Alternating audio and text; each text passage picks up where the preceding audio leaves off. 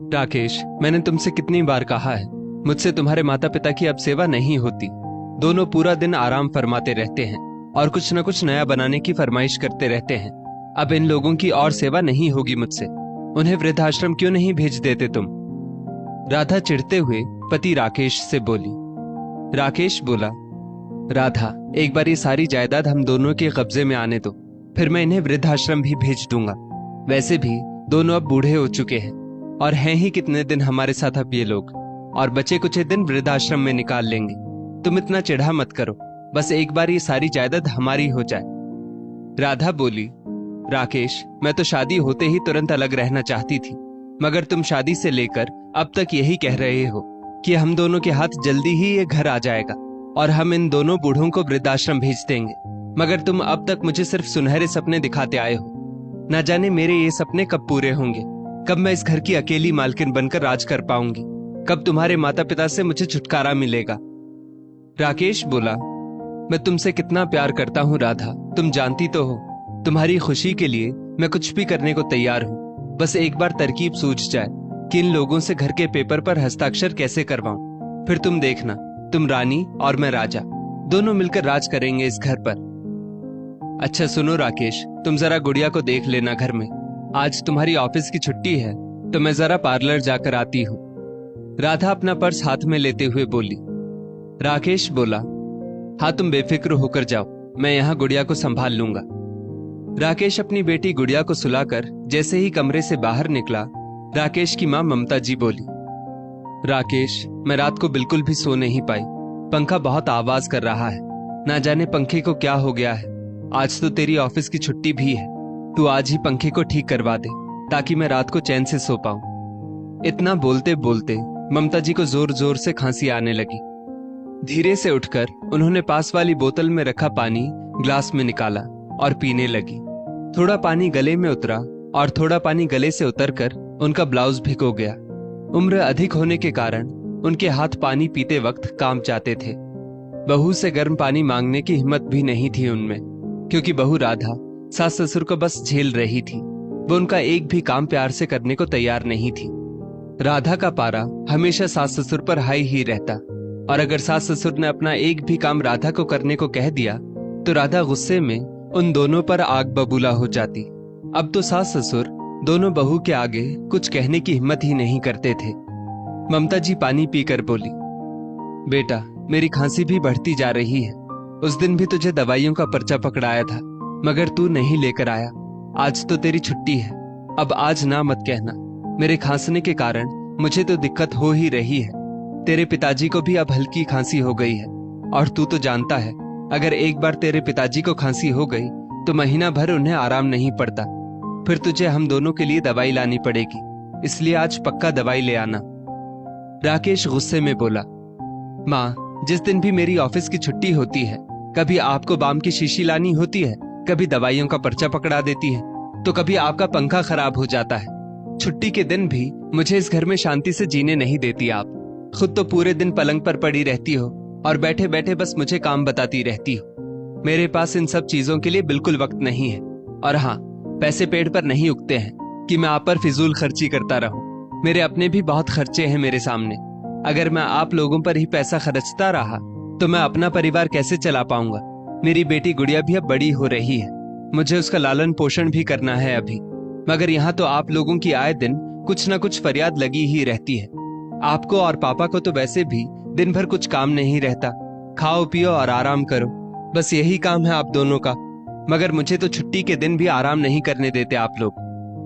पास ही सोए ममता जी के पति रामलाल जी की आंख बेटे की ऊंची आवाज से खुल जाती है।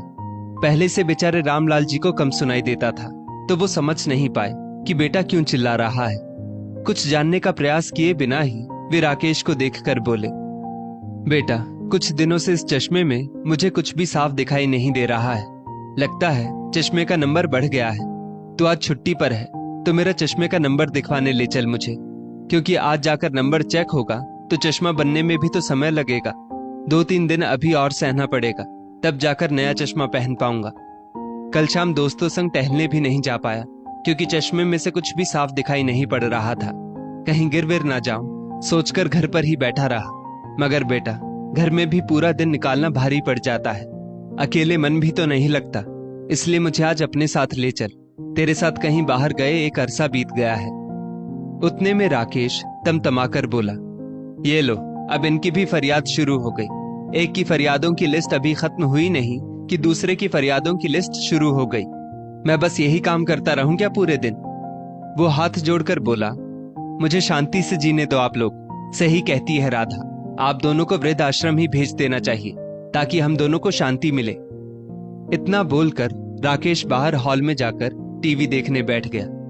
बेटे के कटु वचन सुनकर रामलाल और ममता जी का मन अंदर तक उन्हें झकझोर गया।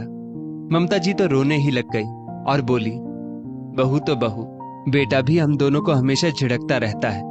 अभी थोड़े दिन पहले ही बहू से मैंने कहा था, बेटा आज मेरे लिए खाने में थोड़ी खिचड़ी बना देना, तो उसने बात का बतंगड़ बना दिया था।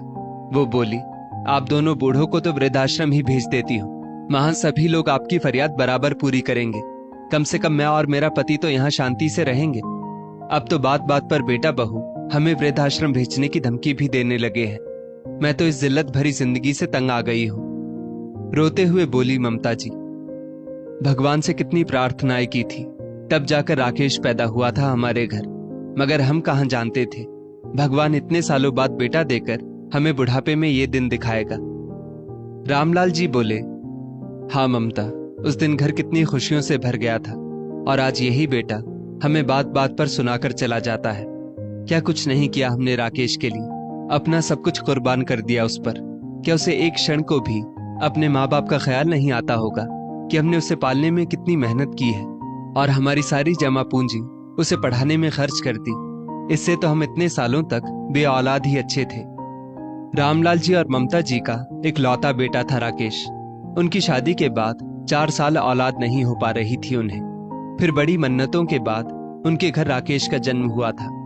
रामलाल और ममता जी बहुत पैसे वाले तो नहीं थे, मगर रामलाल जी अपनी छोटी सी राशन की दुकान पर खूब मेहनत किया करते थे, जिसमें ममता जी भी उनका पूरा सहयोग करती थी। दोनों ने खूब मेहनत करके बेटे राकेश को पढ़ाया लिखाया और सीए बनाया। खुद भले महीनों नए कपड़े नहीं खरीदे, मगर राकेश को कभी किसी चीज में कोई कमी नहीं आने दी थी। राकेश ने सीए की पढ़ाई पूरी करने के बाद अपनी ही कंपनी में नौकरी करने वाली राधा से प्रेम विवाह किया था। राधा पहले तो संयुक्त परिवार में रहने को तैयार ही नहीं थी, मगर राकेश के लाख मनाने के बाद सास ससुर के घर के लालच में वो सास ससुर के साथ रहने को तैयार हुई। राकेश ने राधा को बहुत समझाया कि अगर हम अलग रहेंगे तो हमें किराए के मकान में रहना पड़ेगा, जिससे फालतू में हमारा ही खर्च बढ़ेगा। इसलिए तुम मेरे माता पिता को थोड़े समय झेल लो। राकेश और राधा उन दोनों को जल्द से जल्द वृद्धाश्रम भेजना चाहते थे, मगर घर अभी भी रामलाल जी के नाम पर था, इसलिए लालच में साथ रह रहे थे। अब तक बेटे बहू को घर अपने नाम पर करने की तरकीब नहीं सूझी थी, इसलिए अपना सारा गुस्सा उन दोनों पर निकालते रहते। राधा भी आज के जमाने की आधुनिक लड़की थी, जो राकेश के माता पिता की कभी इज्जत कर ही नहीं पाई। जब देखो राधा उन दोनों पर बिना बात के ही चिल्ला पड़ती, कभी उन्हें अनपढ़ या जाहिल तक कह देती, मगर वे दोनों बेचारे सुनते रहते और सोचते, जैसे भी है अपने ही बेटा बहू है। ये बात और थी कि राकेश और राधा उन दोनों को अपना बिल्कुल नहीं मानते थे और उनसे जल्द से जल्द पल्ला छुड़ाना चाहते थे। ममता जी को रोते देख रामलाल जी बोले, आओ ममता, हम भी बाहर बैठकर थोड़ी देर टीवी देख लेते हैं, शायद मन कुछ हल्का हो जाए। और दोनों धीरे धीरे बाहर हॉल में आकर बैठ गए ताकि कुछ देर टीवी देखकर वक्त बिता सके। उतने में राकेश के फोन पर पत्नी राधा का फोन आया। राकेश बोला, हाँ डार्लिंग, बोलो ना क्या हुआ। राधा, जो कि ब्यूटी पार्लर में अपना ट्रीटमेंट करवाने गई थी, बोली, राकेश, जैसे ही मैं ब्यूटी पार्लर से निकली मैंने देखा कि मेरी स्कूटी पंचर हो गई है, तो क्या तुम मुझे लेने आ सकते हो? राकेश बोला, हाँ राधा, वैसे भी आज छुट्टी ही तो है, अभी आता हूँ, तुम वहीं रुको। बोलकर राकेश तैयार होकर पत्नी राधा को लेने के लिए निकल जाता है।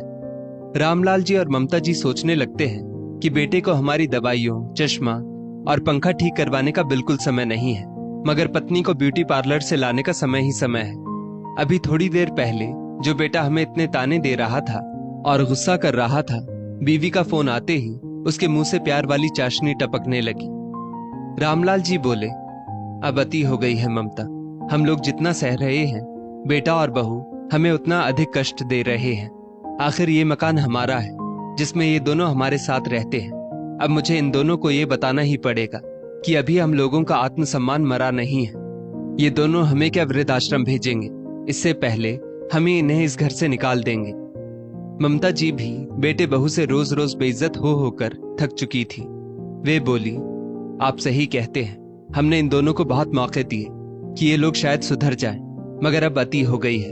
ये दोनों तो हमारा अपमान करने का एक मौका भी नहीं छोड़ते हैं। ममता जी को फिर से जोर जोर से खांसी आने लगी। रामलाल जी दवाइयों का पर्चा लेकर बाहर निकले और ममता जी के लिए दवाइयां ले आए। रामलाल जी को चश्मे में बराबर दिखाई नहीं दे रहा था, मगर मेडिकल वाले भैया ने मदद कर दी थी। राकेश और राधा जब घर आए तो सामने का नजारा देखकर उनके पांव तले जमीन खिसक गई। रामलाल और ममता जी के साथ काले कोट में वकील बैठा दिखाई दे रहा था, जिसे रामलाल जी ने खुद फोन करके घर पर बुलाया था। वो वकील घर के सारे कागजात लेकर बैठा हुआ था। राकेश और राधा के घर आने पर वो वकील बोला, आप लोगों पर आपके माता पिता केस करना चाहते हैं। ये दोनों आपको अपनी प्रॉपर्टी से बेदखल करना चाहते हैं, इसलिए इन्होंने मुझे यहाँ बुलाया है। राकेश और राधा सक पकाकर बोले, क्यों पापा, ऐसा क्यों करना चाहते हैं आप? रामलाल जी बोले, जो बेटा बहू हम दोनों से हमेशा झिड़क कर बात करते हैं, हमें हमेशा बेइज्जत करते रहते हैं और हमारा ध्यान तो बिल्कुल भी नहीं रखते हैं, ऐसे बेटे बहू के पास हम दोनों को नहीं रहना है और ना ही हमें उनको अपनी प्रॉपर्टी में से कुछ भी देना है। और सबसे बड़ी बात ये, बेटा बहू हमें ही हमारे घर से निकालकर वृद्धाश्रम भेजना चाहते हैं। राधा को ये सुनकर पहले तो गुस्सा आया, फिर वो तुनक कर बोली, तुम दोनों बूढ़े कुछ ज्यादा ही जोश में आ गए हो। खाना पीना तो मैं ही देती हूँ, ये भूल गए क्या आप लोग? ममता जी बोली, बहू खाना बनाने वाली 1000 मिल जाएंगी, मगर तुम्हारे जैसी तो एक भी नहीं चाहिए। राकेश अपने हाथों से सब कुछ निकलता हुआ देखकर राधा से बोला, चुप रहो अभी तुम। और फिर ममता जी से बोला, माँ, एक माँ तो कभी कुमाता नहीं हो सकती, तुम हमारे साथ ऐसा कैसे कर सकती हो? ममता जी बोली, जब बच्चे का पूत निकल जाए तो माता को भी कुमाता बनना पड़ता है। तुम दोनों ने क्या सोचा, हम बूढ़े हो गए हैं तो हमें कचरे की तरह किनारे कर दोगे? मगर बेटा, हमारे अंदर का जमीर अभी जिंदा है। वहां बैठा वकील बोला, कानून के अनुसार यदि बच्चे अपने माता पिता की इज्जत ना करें, उन्हें सामने जवाब दे या उनकी सेवा ना करें, उन्हें वृद्धाश्रम भेजना चाहें, तो माता पिता का पूरा फर्ज बनता है कि वो अपनी जायदाद में से उन्हें बेदखल कर दे। राकेश और राधा गिड़गिड़ाते हुए बोले, माँ, पिताजी, ऐसा मत करिए, हम कहां जाएंगे?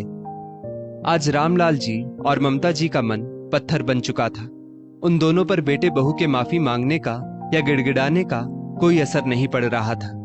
रामलाल जी और ममता जी अपने फैसले पर अड़िग रहे और ऐसे बच्चों को उन्होंने अपने घर से निकाल दिया जो उन्हें उन्हीं के घर से बाहर करना चाहते थे। दोस्तों, अपने माता पिता को भरपूर सम्मान और इज्जत दें, हमेशा उनकी देखरेख करें। पेड़ बूढ़ा ही सही, लेकिन आंगन में रहने दें। फल नहीं दे पाएगा तो क्या हुआ, कम से कम छांव तो देगा। इस स्टोरी को लेकर आपकी क्या राय है, नीचे कमेंट करके जरूर बताइएगा। और ऐसी ही और भी बेहतरीन वीडियोस के लिए हमारा पेज जरूर फॉलो करें।